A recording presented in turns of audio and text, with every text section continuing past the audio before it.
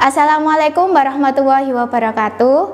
Bagaimana kabarnya anak-anak? Semoga kalian semua dalam keadaan sehat walafiat dan tetap semangat belajar. Oke, kali ini kita akan belajar mengenai turunan fungsi trigonometri. Tentunya kalian tidak asing lagi dengan turunan atau diferensial, karena di kelas 11 kalian sudah pernah mempelajarinya. Di kelas 11 matematika wajib yang kalian pelajari adalah turunan fungsi aljabar. Nah, di kelas 12 matematika peminatan ini yang akan kalian pelajari adalah turunan fungsi trigonometri. Masih ingat ya, turunan pertama suatu fungsi y atau fx itu disimbolkan dengan y aksen atau f aksen x, atau bisa juga disimbolkan dengan dy per dx. Nah, bagaimana dengan turunan ke n? Misalkan turunan kedua, ketiga, dan seterusnya. Untuk turunan ke n disimbolkan dengan y pangkat n atau f pangkat nx, atau bisa juga d pangkat ny per dx pangkat n. Misalkan kita ingin menuliskan turunan kedua, jadi bisa kita tuliskan y dengan tanda aksen 2 kali, atau f tanda aksen 2 kali x, atau bisa juga dengan d pangkat 2y per dx pangkat 2. Nah, sebelum kita masuk ke turunan fungsi trigonometri, kita perlu mengulas kembali sifat-sifat maupun aturan-aturan turunan pertama suatu fungsi. Perhatikan rumusnya di samping ini. Jadi misalkan untuk yang A, misalkan ada suatu persamaan Y sama dengan C, maka turunan pertamanya adalah 0, dengan C adalah konstanta. Jadi misalkan ada suatu persamaan Y sama dengan 10, maka turunan pertamanya sama dengan 0. Kemudian misalkan untuk yang rumus kedua atau sifat yang kedua itu adalah persamaan yang berbentuk pangkat. Jadi bentuknya adalah Y sama dengan AX pangkat N, maka turunan pertamanya adalah pangkat dikalikan AX, kemudian pangkatnya dikurangi 1. Contoh, misalkan Y sama dengan 5X pangkat 3. Jadi turunannya adalah 3 dikalikan 5X pangkat 2, atau 15X pangkat 2. Kemudian untuk rumus yang ketiga, jika ada suatu persamaan berbentuk operasi penjumlahan atau pengurangan, berarti turunan pertamanya kita harus menurunkan masing-masing suku. Jadi turunan U ditambah atau dikurang dengan turunan V. Kemudian untuk sifat atau aturan yang C, jika persamaannya berbentuk perkalian, maka turunan pertamanya adalah turunan U dikalikan V ditambah U dikalikan turunan V. Kemudian untuk yang sifat terakhir, jika persamaannya berbentuk pembagian atau berbentuk Y sama dengan U per V, maka turunan pertamanya sama dengan turunan ke U, turunan U dikali V dikurangi U dikali turunan V per V kuadrat. Nah, masih ingat ya tentang sifat-sifat ataupun aturan dari turunan pertama suatu fungsi. Sekarang kita masuk ke turunan fungsi trigonometri. Jadi perhatikan di situ ada rumus dasar trigonometri.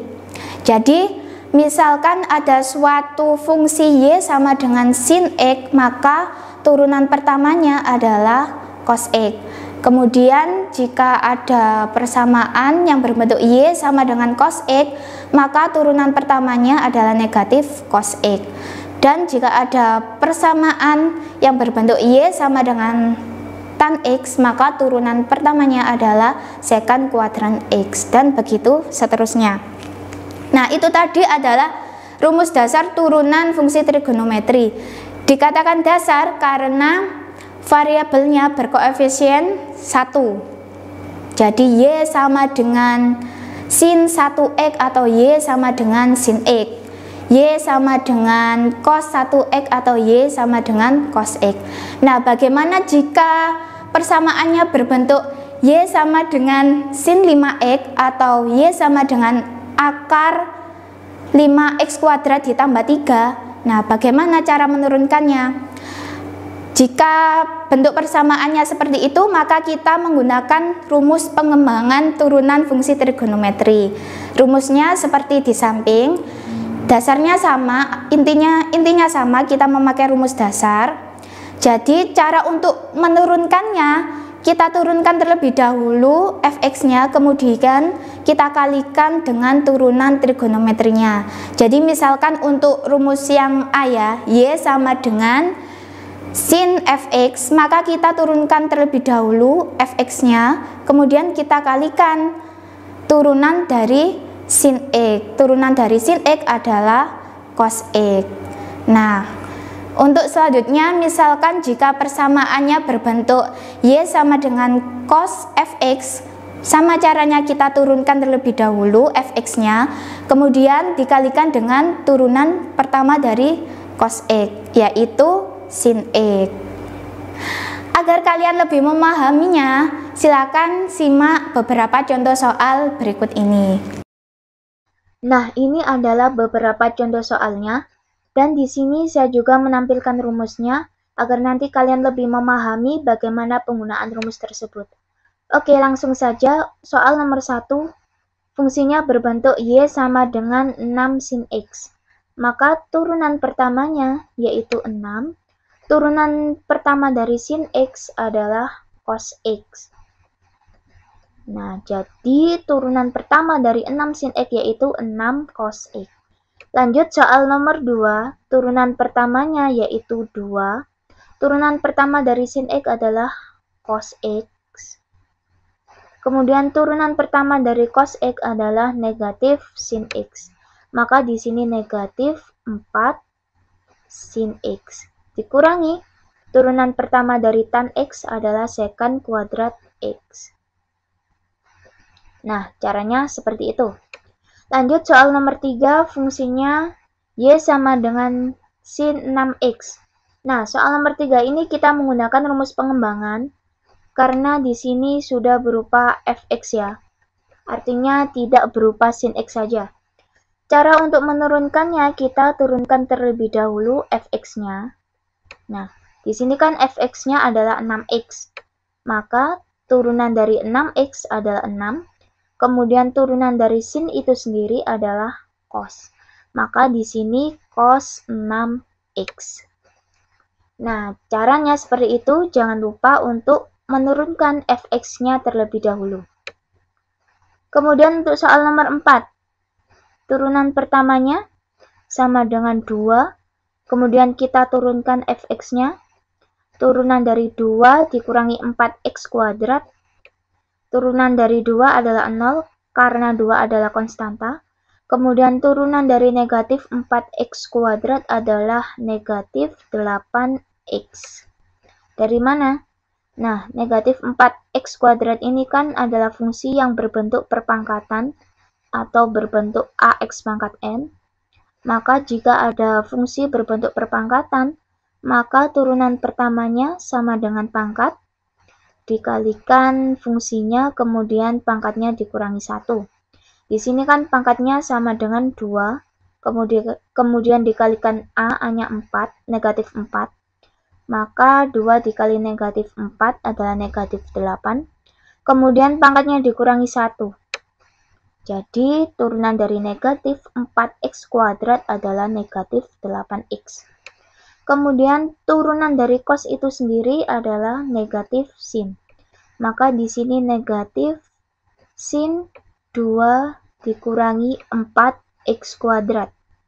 Nah, kalau sudah tinggal kita kalikan saja. Berarti di sini 16x sin 2 dikurangi 4x kuadrat. Nah, caranya seperti itu. Nomor 5, Y sama dengan akar sin 6x. Nah, bagaimana menurunkan jika persamaannya berbentuk akar seperti ini? Agar lebih mudah, kita ubah terlebih dahulu menjadi bentuk pangkat, yaitu Y sama dengan sin 6X pangkat setengah. Kalau sudah dalam bentuk pangkat atau dalam bentuk AX pangkat N, maka turunan pertamanya yaitu pangkat dikalikan AX, kemudian pangkatnya dikurangi 1. Maka di sini turunan pertamanya menjadi setengah sin 6X, pangkatnya dikurangi 1 menjadi pangkat negatif setengah. Kemudian turunan dari fx atau turunan dari 6x, yaitu 6. Kemudian turunan dari sin itu sendiri adalah cos. Kalau sudah, tinggal kita kalikan saja. Setengah kali 6, yaitu 3. Sin 6x pangkat negatif setengah cos 6x. Atau dapat juga kita ubah agar pangkatnya tidak negatif. Kita ubah menjadi 3 cos 6x per akar sin 6x. Nah, caranya seperti itu. Lanjut nomor 6. Nomor 6 persamaannya berbentuk pangkat. Maka turunan pertamanya sama dengan pangkatnya kan 4. Sin 3x kuadrat negatif 5. Kemudian jangan lupa untuk pangkatnya dikurangi 1, maka di sini menjadi pangkat 3. Kemudian dikalikan turunan dari fx atau turunan dari 3x kuadrat negatif 5, yaitu 6x. Kemudian dikalikan turunan dari sin itu sendiri adalah cos. Setelah itu tinggal kita kalikan saja. 4 dikalikan 6x, yaitu 24x. Sin pangkat 3, 3x kuadrat negatif 5.